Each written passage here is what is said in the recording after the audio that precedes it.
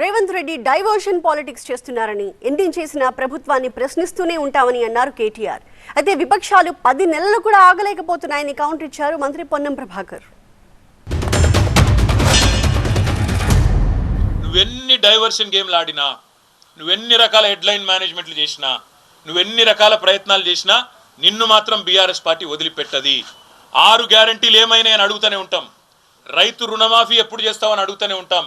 తప్పకుండా రాష్ట్రంలోని పీడిత ప్రజలు, రాష్ట్రంలోని పేద ప్రజల తరపున మా ఎమ్మెల్యేల ఇండ్ల మీద దాడి చేసినా మా ఎమ్మెల్యేలు కూడా మేము భయపడం.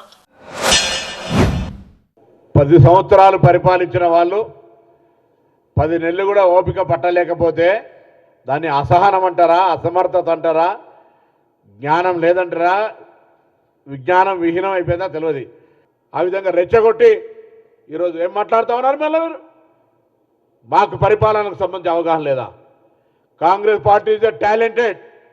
ప్రభుత్వాన్ని పరిపాలించేది ఎవరు నేర్పే అవసరం లే. శాంతి భద్రతలు కావచ్చు, ఆర్థిక సంస్కరణలు కావచ్చు, ఆర్థిక పరమైన క్రమశిక్షణతో అన్ని రకాలుగా ప్రభుత్వాన్ని ముందుకు తీసుకుపోతా ఉన్నాం.